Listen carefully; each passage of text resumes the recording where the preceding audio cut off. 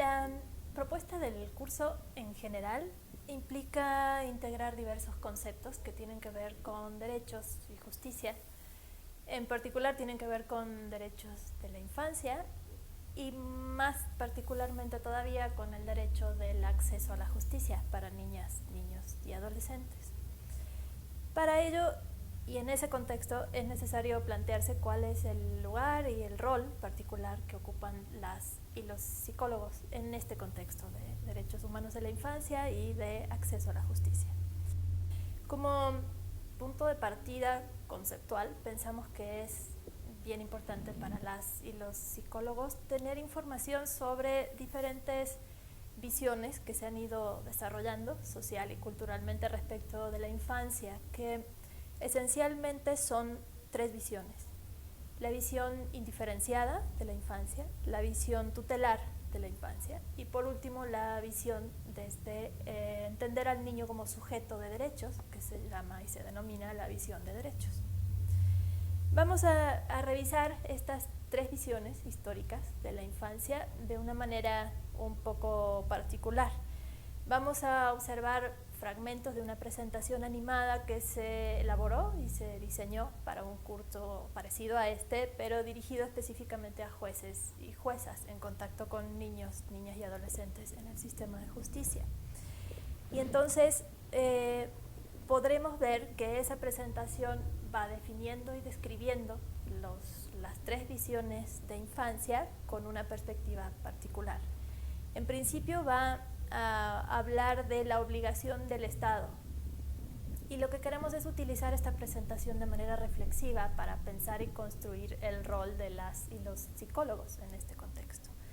Entonces, lo que propongo es que al momento de ver los fragmentos de la presentación, empecemos un trabajo como reflexivo respecto de diferentes puntos. El primero es que cuando la presentación habla de obligación del Estado, no está hablando de las instituciones especializadas a las que le toca supuestamente atender infancia y adolescencia, sino que está hablando, o lo que quisiera reflexionar en este video es que Estado somos todos. Cuando hablamos de obligación del Estado estamos hablando de todos los adultos y las adultas respecto de niñas y niñas, y en ese contexto evidente y obviamente también está implicado el psicólogo desde su función y desde su actuar específica. Lo otro es que la presentación va a hablar de obligaciones del juez y va a hablar de acciones especializadas del juez o de la jueza. Y lo que propongo también es que cuando escuchemos obligaciones del juez, pensemos en obligación del psicólogo. Y cuando escuchemos acción especializada del juez o la jueza en los ejemplos que da la presentación, reflexionemos y pensemos sobre acciones especializadas del o la psicóloga. Veamos el primer fragmento, que corresponde a la visión indiferenciada de infancia, para entender mejor la dinámica del video.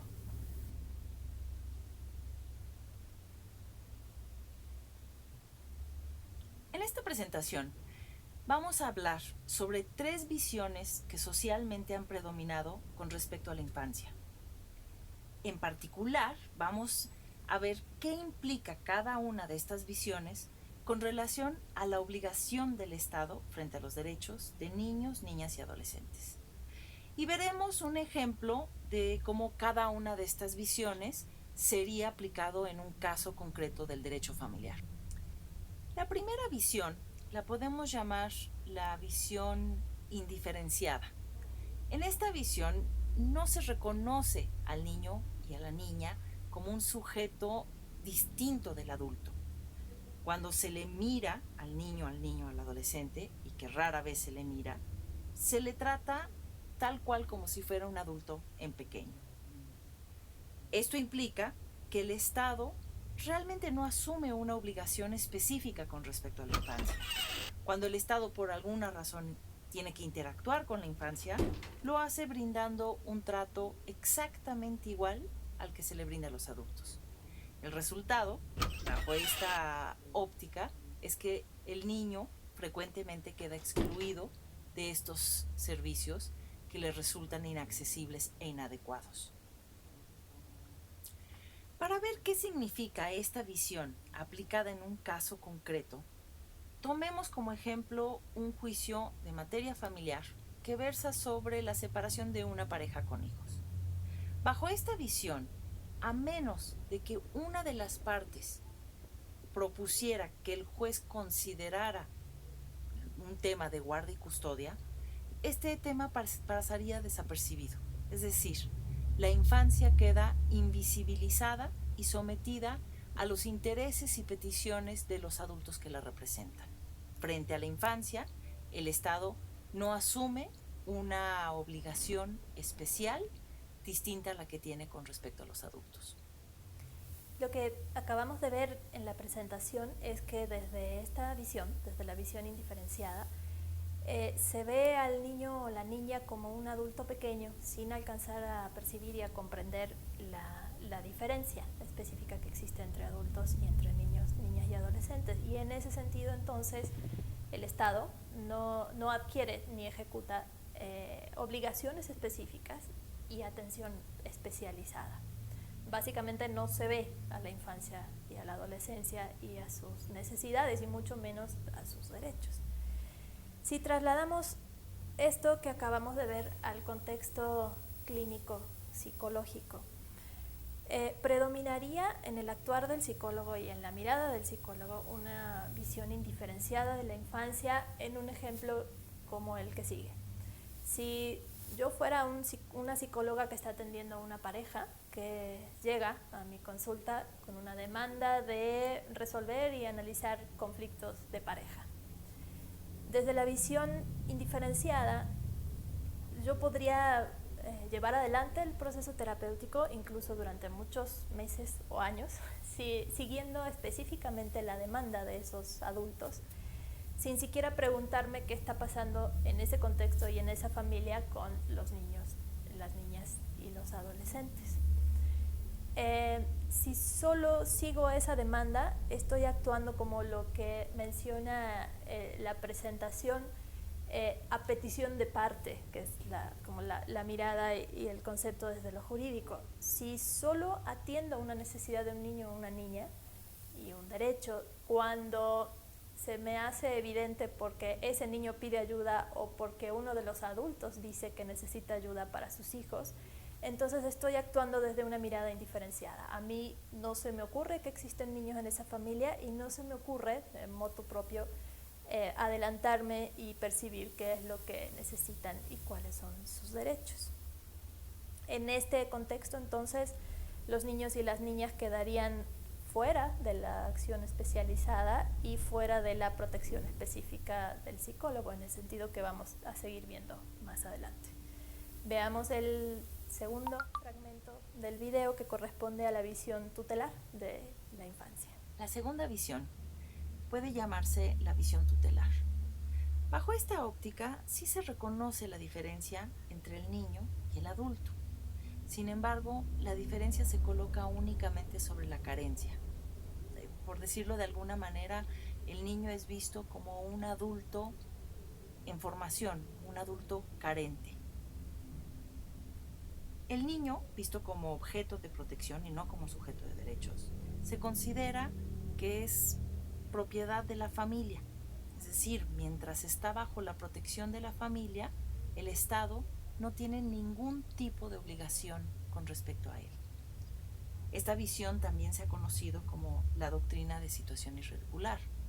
Esto es así porque el Estado supone que solo está obligado con aquellos niños que se han quedado sin familia, que carecen de la tutela familiar, y entonces el Estado tiene que entrar a sustituir esta función tutelar.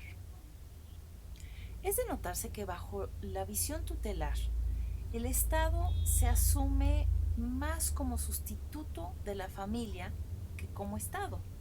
Y en esta lógica, su relación con la infancia suele ser discrecional, basada en criterios particulares sobre qué es mejor para el niño y no así con base en el elenco íntegro de los derechos del niño.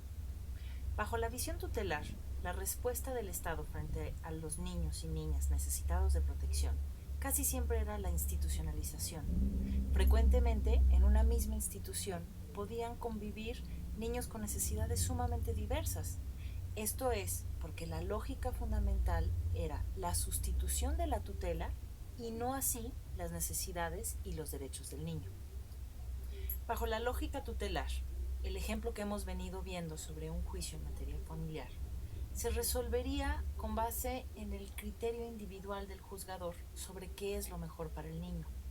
No se resuelve con base en el material probatorio, la opinión del niño, ni siquiera los derechos del niño, sino en un criterio judicial actuando de manera sustitutiva del criterio familiar. Así, por ejemplo, un juez podría determinar que un niño, de manera automática, quede bajo la guardia y custodia de su madre, porque a su parecer esto es lo mejor con el niño y no así con base en la opinión del niño o el material probatorio a su disposición. Lo que acabamos de ver en la presentación es la descripción de la visión tutelar, y en esta visión sí se ve al niño, pero se lo ve desde la carencia, como adulto carenciado, desde aquello que le falta, y también se lo ve como propiedad de la familia. En este sentido, todavía en esta visión no estamos pensando en términos del niño como sujeto de derechos, que va a ser la visión siguiente. En el escenario del actuar de un psicólogo o una psicóloga desde esta visión, la visión tutelar, lo que podría suceder es que el psicólogo se aferre a una teoría en particular, que es la que él considera como correcta y como útil, y que desde ahí perciba y construya lo que el niño necesita, desde una postura hegemónica, podría decirse, donde él es el adulto que decide qué es lo que necesita ese niño o esa niña, exclusivamente desde un lugar de saber. Lo otro que podría suceder en este tipo de visiones, si permean el contexto terapéutico, psicológico, es que se consideren una única necesidad que el niño no está viendo satisfecha, y entonces podría el psicólogo preocuparse por si el niño está bien alimentado, por si va a la escuela o por si tiene un buen vínculo con un adulto, exclusivamente sin contemplar la esfera íntegra de derechos que tienen que ser restituidos para que el desarrollo de un niño o de una niña se dé de manera adecuada. Podría actuar también solo si percibe o si le llega información sobre abandono explícito de un niño, o si percibe y le llega información sobre violencia explícita sobre un niño, pero otra vez puntual y únicamente sobre una esfera del desarrollo que detecta porque le llega información, y no por percibirlo desde la esfera íntegra de los derechos y en un intento de restituirlos, sino más bien, como menciona la presentación, considerándolo objeto de protección sobre alguna cosa que detecta que le falta, y no como sujeto de derechos, que es lo que vamos a ver en la visión que sigue. El psicólogo desde esta perspectiva y desde esta postura entonces va a actuar de manera tutelar en función de lo que la teoría que ha decidido supuestamente dice sobre lo que el niño necesita, pero tampoco está incorporando la opinión del niño ni la esfera íntegra de derechos. Veamos el último fragmento de video que corresponde a la visión de derechos, justamente.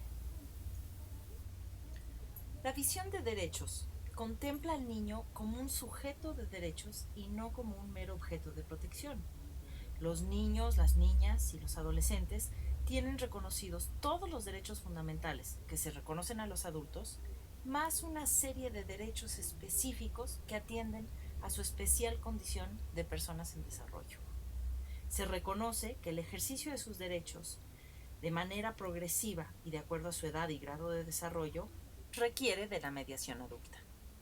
Bajo esta visión, el Estado tiene obligaciones frente a todos los niños, niñas y adolescentes, independientemente de su circunstancia particular. En el marco de los derechos de la infancia, que incluyen el derecho a la menor separación de la familia, el Estado adquiere obligaciones frente a las familias también.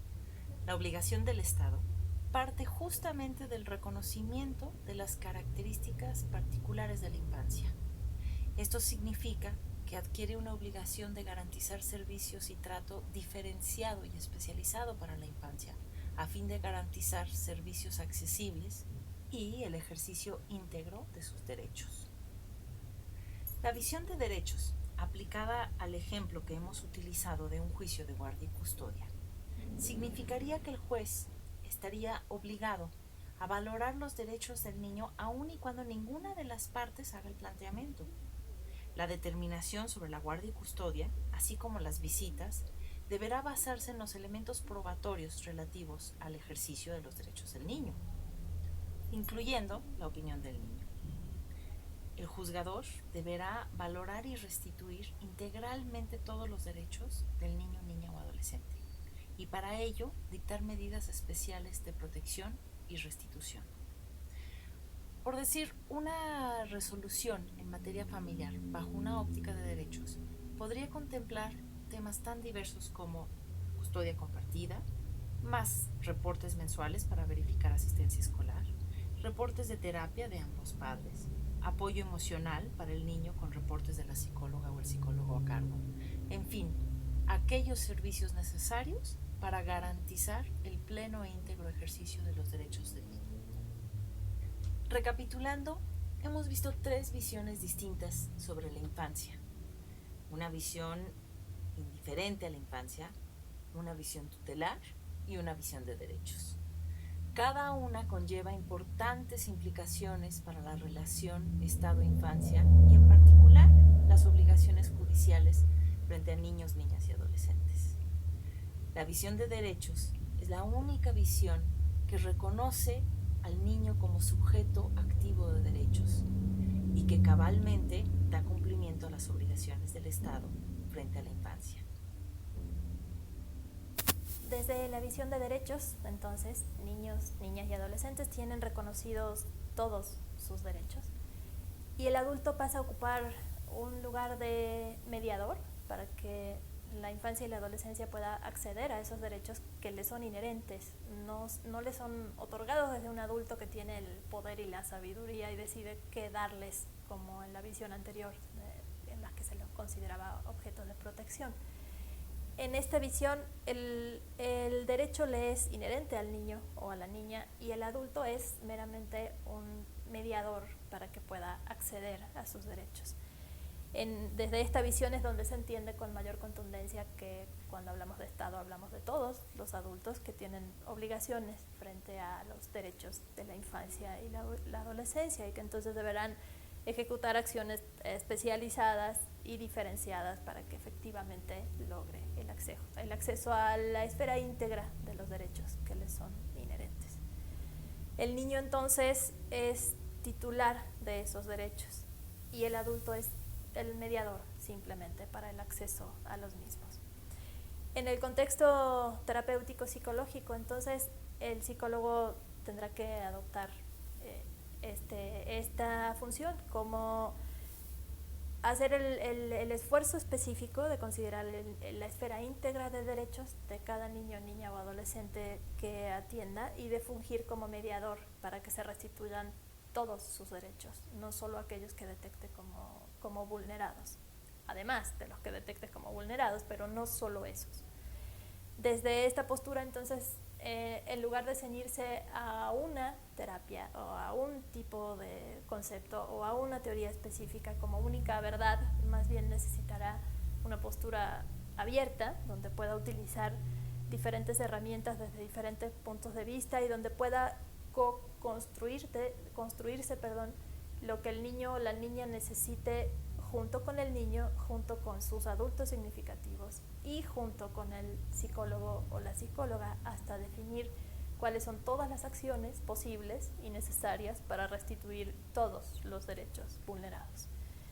También es importante desde esta visión considerar que el psicólogo desde el contexto clínico terapéutico solamente no puede alcanzar a brindar o a lograr que el niño acceda a la totalidad de sus derechos. En este escenario, el psicólogo va a tener que tener en cuenta la necesidad de hacer canalizaciones a instituciones especializadas, por ejemplo, de educación, de salud, de acceso a actividades comunitarias y demás, hasta lograr la restitución completa de todos sus derechos.